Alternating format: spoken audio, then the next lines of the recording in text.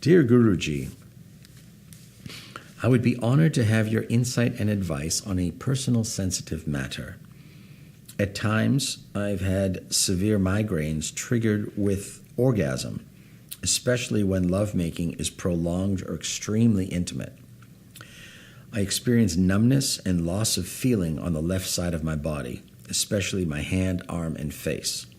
And then the more common symptoms ensue. I experience this even when I say the mantra, I am safe and open to receive this love.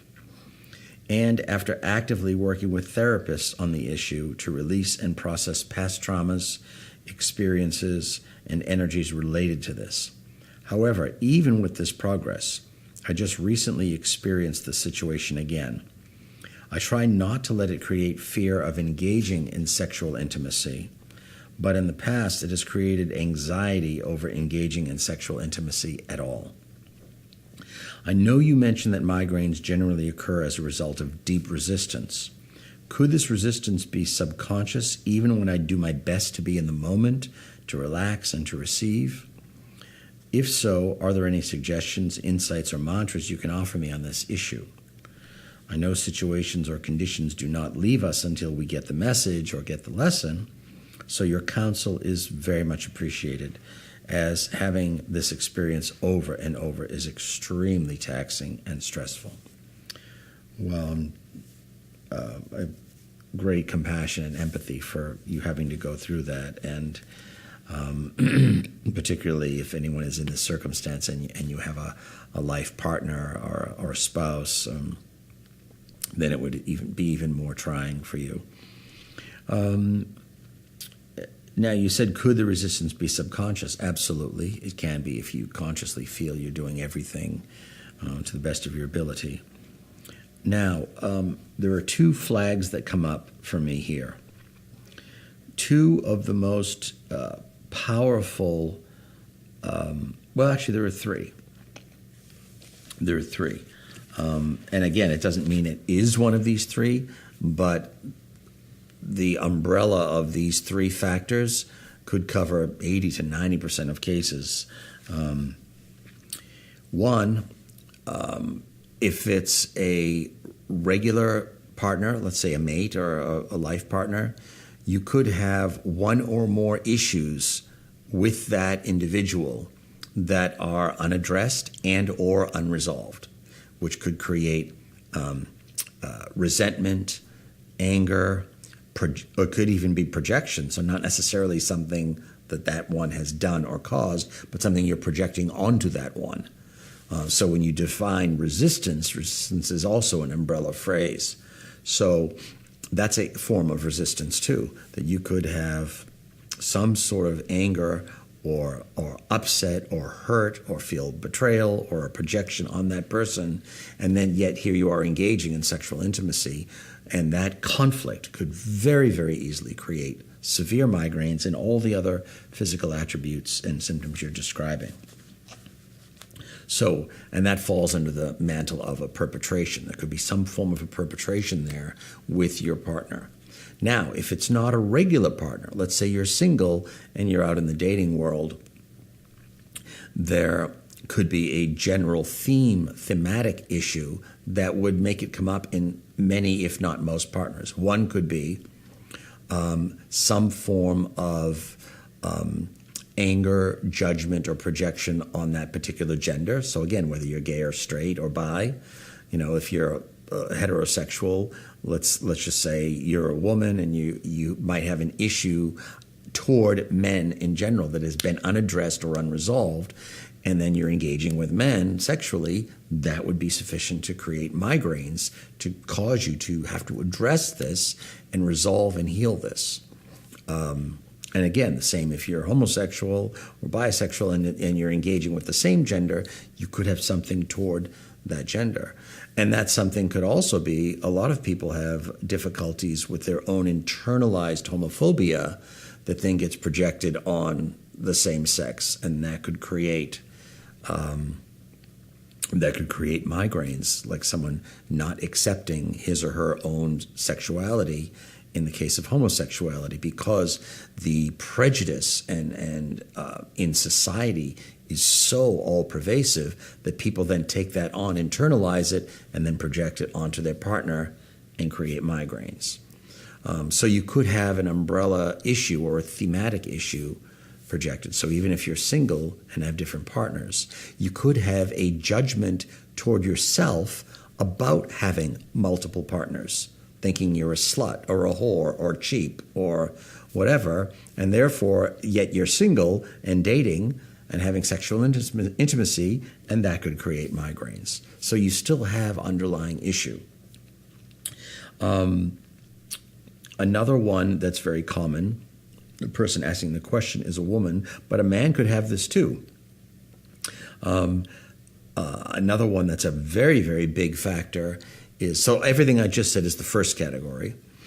Second category, another one is a conscious and or unconscious fear of getting pregnant.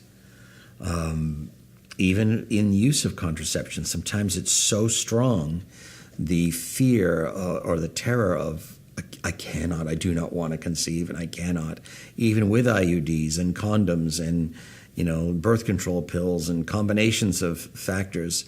If the belief system is so strong and the fear is so strong, the body will just be in this war, this fight, and even using protections that could bring you to 99.99% safety, the fear can override it, and that conflict can create the migraines. And then the third one, I had it a second ago. I had a third category there. The issue, maybe I'll come back to it. The pregnancy, the unresolved issue, and, oh yes, thank you. Third category. And it's also common. Now, in this case, in many examples, in most cases I've encountered in my few decades of doing what I do, in most cases, because of the severity of this, it almost is always unconscious.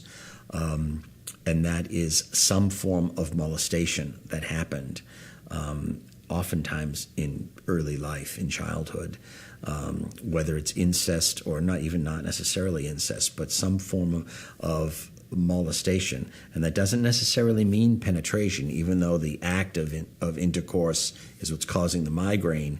Anything that would enter the sexual intimacy arena, even touch, even getting naked in front of a partner, can trigger that mechanism of someone who had been, that wound of someone who had been molested in earlier years, and the body shuts it down, goes unconscious, and then later in life, sexual intimacy can trigger it. It's very, very common.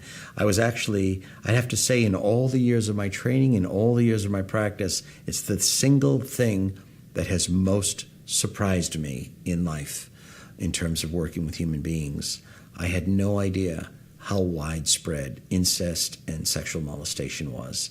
In my experience, honestly, I've worked with thousands of people for over 25 years, and statistically, I found some form of molestation and or incest in upwards of 75% of the people I've encountered. It's shocking. It's absolutely shocking. And it's a huge problem in society. And in many, many cases, it's deeply, deeply unconscious, because the soul and the consciousness of a human being is programmed to survive and to get you through. And if people had to face the impact of that, they would just die or kill someone.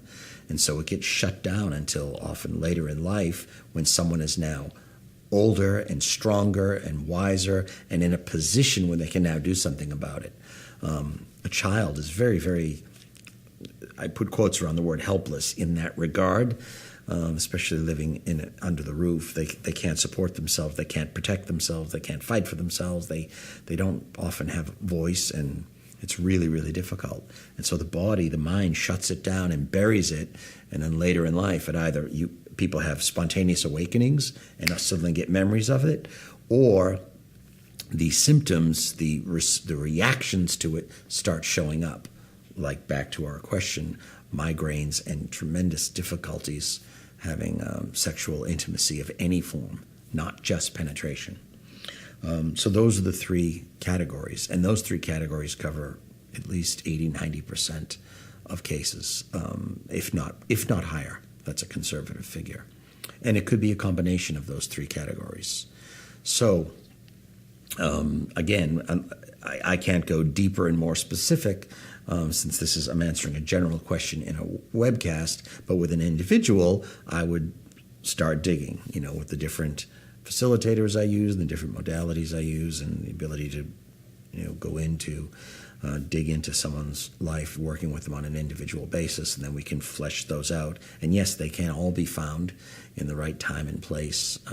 There's a timing of events that's important too. Your soul is wise enough and powerful enough that it will keep things in certain places until you're in a position where you can successfully do something about it. And that's why they reveal themselves at different points in different people's lives, and in some people, never.